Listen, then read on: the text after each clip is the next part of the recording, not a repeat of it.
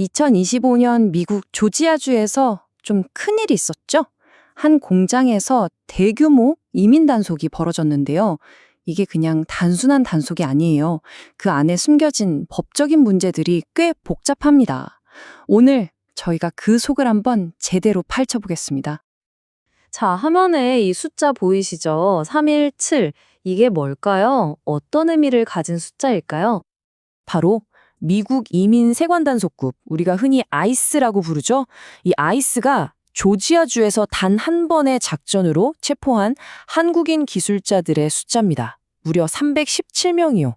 자, 이 숫자에서부터 시작해서 그날 도대체 무슨 일이 있었던 건지 한번 같이 따라가 보시죠. 네, 그럼 먼저 사건이 벌어졌던 그날 9월 4일로 시간을 한번 되돌려 보겠습니다. 현장에서는 정확히 어떤 일이 벌어지고 있었을까요? 사건의 배경은 이렇습니다. 장소는 조지아주에 새로 짓고 있던 현대차랑 LG 에너지 솔루션의 배터리 공장 건설 현장이었고요.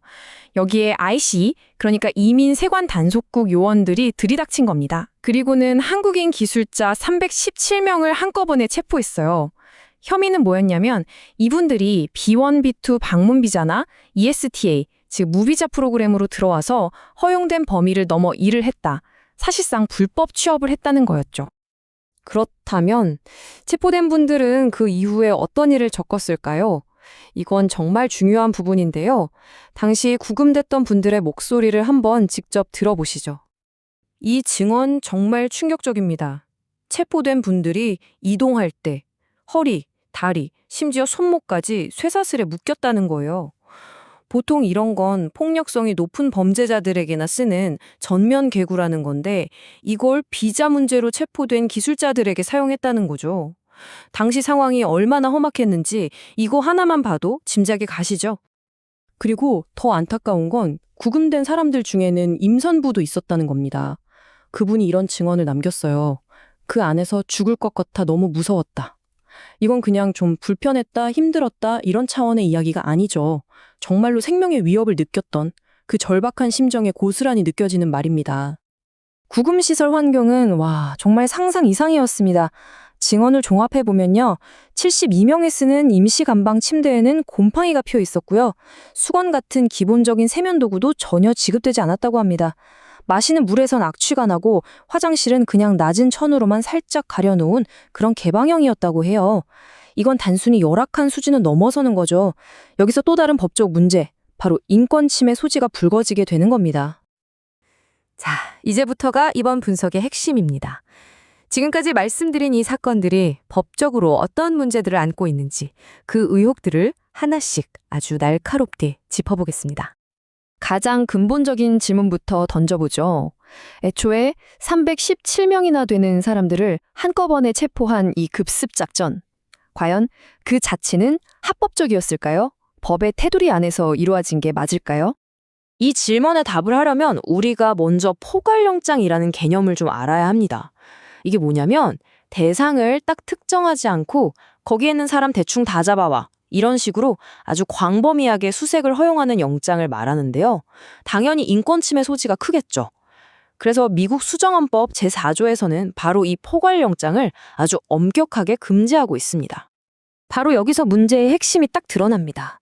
당시 보도를 보면요. IC가 손에 들고 있던 영장은 특정 비한국인 혐의자 딱 4명을 찾기 위한 수색 영장이었다고 해요. 수색이요. 그런데 실제 벌어진 일은 뭐였죠? 영장에 이름조차 없던 한국인 317명을 체포한 거였죠. 그러니까 법이 허가한 건 4명 찾아봐라 였는데 실제 행동은 317명을 잡아들인 겁니다. 이 둘 사이에 어마어마한 간극이 있는 거죠. 자, 그럼 이 사건에서 법적인 기준과 실제 조치가 어떻게 충돌했는지 표를 보면서 한번 정리해 볼게요. 첫째, 영장 범위. 말씀드렸듯이 헌법은 대상을 특정하라고 되어 있는데 4명짜리 영장으로 317명을 체포했어요. 명백한 문제죠. 둘째, 물리력 사용입니다.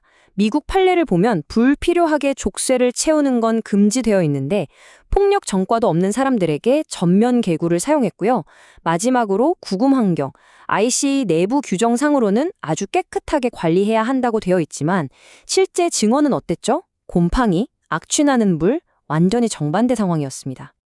그럼 마지막으로 이런 심각한 문제들에 대해서 앞으로 어떤 대응이 가능할지 보고서가 제시하고 있는 잠재적인 해결책들을 한번 살펴보겠습니다.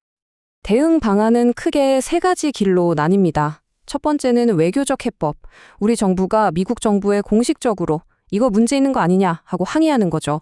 두 번째는 국제 무대로 나가는 겁니다.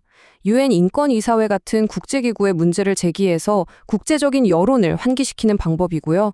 그리고 마지막, 가장 직접적인 방법이죠. 미국 법정에서 미국 연방정부와 관련 공무원들을 상대로 직접 소송을 거는 법적 대응입니다. 결국 이 사건은 우리 모두에게 아주 묵직한 질문 하나를 던집니다. 거대한 글로벌 비즈니스의 현실과 한 국가의 이민법이 이렇게 충돌할 때 과연 합법적인 법 집행이라는 이름 아래 어디까지가 용납될 수 있는 걸까요? 그리고 인간이라면 마땅히 누려야 할 기본적인 인권, 그 경계선은 어디에 그어야 하는 걸까요? 한 번쯤 깊이 생각해 볼 문제입니다.